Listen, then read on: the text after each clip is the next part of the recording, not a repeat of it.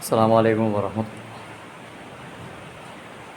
ഇപ്പോൾ കണ്ട വീഡിയോ നമ്മൾ ആലോചിച്ച് നോക്കിയേ. കാസർഗോഡ് ഭാഗത്ത് എവിടെയാണ് പള്ളിയുടെ ഉള്ളിൽ നമ്മൾ ആൾക്കാരിങ്ങനെ പരസ്പരം അടികൂടുക. അതിൻ്റെ തുമ്പും പാലൊന്നും കിട്ടിയിട്ടില്ല. എനിക്ക് തോന്നുന്നൊരു പക്ഷേ സംഘടനാപരമായിട്ട് ഒന്നുകിൽ APVK വിഭാഗത്തിൻ്റെ, അതുമല്ലെങ്കിൽ ഒരു വിഭാഗത്തിൻ്റെ രണ്ട് ചേരിയായിട്ട് എനിക്ക് തോന്നിയൊരു കാര്യമാണ്. നമ്മുടെ സമൂഹത്തിൻ്റെ ഇടയിൽ ഇപ്പോൾ ഒരു ശാപമായി മാറിയിരിക്കും. പലപ്പോഴും പള്ളികൾ അല്ലെങ്കിൽ നമ്മുടെ മത അന്തരീക്ഷം അല്ലെങ്കിൽ മത കലാലയങ്ങളുടെ ഉള്ളിൽ, അത് പള്ളിയാലും മദ്രസ എന്തായാലും അതൊക്കെ പരസ്പരം ചളിവാരിത്തേറിയാനും അതുപോലെങ്കിൽ മറ്റുള്ള ഇതര മതത്തിലുള്ള സഹോദരന്മാർക്കിടയിൽ നമ്മളെ അവഹേളിക്കാനുള്ള ഒരു മാർഗമായിട്ടൊക്കെ മാറിയിരിക്കുക. വലിയ സങ്കടം തോന്നുകയാണ്. കാരണം നമ്മുടെ ഈ ഉമ്മത്തിൻ്റെ അവസ്ഥ, അല്ലെങ്കിൽ നമ്മുടെ ഇടയിലുള്ള സമുദായത്തിൻ്റെ, നമ്മുടെ ഇടയിലുള്ള ഈ ഒരു സമൂഹത്തിൻ്റെ, ഈ മുസ്ലിം ഉമ്മത്തിൻ്റെ ഈ ഏറ്റവും ഖേദകരമായ ഈ ഒരു പോക്ക് ഇവിടെ ചെന്ന് അവസാനിക്കുമെന്നറിയില്ല. നിങ്ങൾ കണ്ടിട്ടുണ്ടാവും, ഒരാൾ ബാങ്ക് കൊടുക്കാൻ നോക്കുമ്പോൾ അത് കോടതിയുടെ ഉത്തരവ് വരട്ടെ.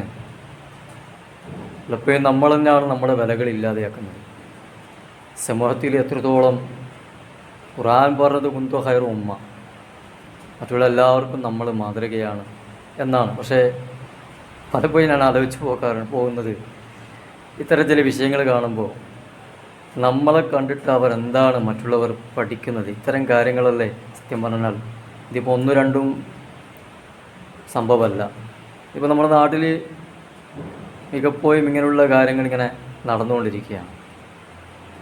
പല സ്ഥലങ്ങളിലും ഇതുപോലെ മുമ്പും പല അനുഭവങ്ങളുണ്ട്. അത് ഏത് വിഭാഗത്തിൻ്റെ ആയാലും അതിനെല്ലാം ചേരിയൊന്നുമില്ല. ഏത് ആശയത്തിൽ ഉള്ളവരായാലും ഏത് പ്രസ്ഥാനത്തിലുള്ളവരായാലും പലപ്പോഴും ഇത്തരം കാര്യങ്ങൾ ഞാൻ ഏതെങ്കിലും ഒരു ആശയത്തെയോ അല്ലെങ്കിൽ ഏതെങ്കിലും ഒരു സംഘടനയോ മാത്രം പറയുന്നത്. പൊതുവിൽ എല്ലാവരെയും ഉൾക്കൊള്ളിച്ചിട്ടാണ് പറയുന്നത്. അതേത് ഞാൻ പറഞ്ഞില്ല, ഏത് സംഘടനൻ്റെ ആയാലും, അത് AP ആയാലും VK ആയാലും അല്ലെങ്കിൽ മുജാഹിദിൻ്റെ ആയാലും ജമാഅത്തെ ഇസ്ലാമിൻ്റെ ആയാലും എല്ലാത്തിനും നമ്മൾ ഇത്തരം വിഷയങ്ങൾ കാണാറുണ്ട്.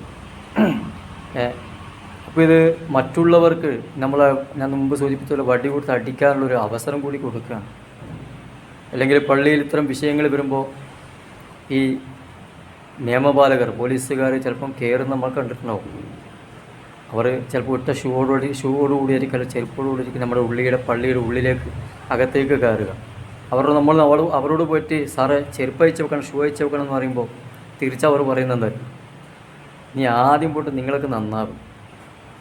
നിങ്ങൾ ചെരുപ്പ് ഞങ്ങളുടെ അയക്കാൻ പറയുമ്പോൾ നിങ്ങൾ ആദ്യം ഇതിൻ്റെ ഉള്ളിൽ പള്ളിയുടെ പരിശുദ്ധത എന്താ നിങ്ങൾ ആദ്യം പോയി പഠിച്ചിട്ട് വാ എന്ന് ഏതെങ്കിലും ഒരു സാറ് പറഞ്ഞു കഴിഞ്ഞാൽ സത്യം പറഞ്ഞാൽ അതിന് മറുപടി ഇല്ലാണ്ടായിപ്പോവും. നമ്മൾ സ്വയം നാറുകയാണ്. ഈ സമൂഹത്തിൻ്റെ ഒരു ശാപമായി മാറിക്കൊണ്ടിരിക്കുകയാണ് ഇത്തരം കാര്യങ്ങൾ. പിന്നെന്താണെന്നറിയോ, എല്ലാം അവസാനിക്കാനാകുമ്പോൾ ഇത്തരം കാര്യങ്ങൾ ഉണ്ടാകുമെന്ന് ഹബീബായ തങ്ങൾ പ്രവാചകനും പറഞ്ഞൊരു കാര്യം കൂടിയാണ്. ഏതായാലും ഇനിയും ഇതിനേക്കാൾ വഷളാവുന്ന പലതും നമ്മൾ കാണേണ്ടി വരും. ഏതായാലും നമ്മൾ സ്വയം ഒരാത്മനിയന്ത്രണം ഏർപ്പെടുത്തുക എന്നതാണ് ഇതിന് ഏറ്റവും വലിയ പരിഹാരം. മറ്റുള്ളവരെ കൊണ്ട് നമ്മളെ ട്രോളുന്ന രീതി അല്ലെങ്കിൽ ചിരിപ്പിക്കുന്ന രീതി നമ്മൾ തന്നെ സ്വയം ഒഴിവാക്കി അവനവൻ സ്വയം ആത്മനിയന്ത്രണം പാലിച്ചു കഴിഞ്ഞാൽ ഇതിനൊരു പരിഹാരമുണ്ടാകും. ഏതായാലും ഇൻഷാ അല്ലാഹ് എൻ്റെ വീഡിയോസ് കാണുന്നവരുണ്ടെങ്കിൽ ഒന്ന് സബ്സ്ക്രൈബ് ചെയ്യുക, ലൈക്ക് ചെയ്യുക, പരമാവധി ഷെയർ ചെയ്യുക. പറ്റുമെങ്കിൽ അടുത്ത വീഡിയോസ് നോട്ടിഫിക്കേഷനായി കിട്ടാൻ ആ ബെല്ലൈക്കൺ അമർത്തിക്കളയാം. ഇനിയും ഒരുപാട് കാര്യങ്ങൾ പറയും. അപ്പോൾ ഇൻഷാ അല്ലാഹ് പിന്നെ പുതിയ കാര്യങ്ങളുമായി പുതിയ വീഡിയോസുമായി വീണ്ടും കാണാം. അസ്സലാമു അലൈക്കും.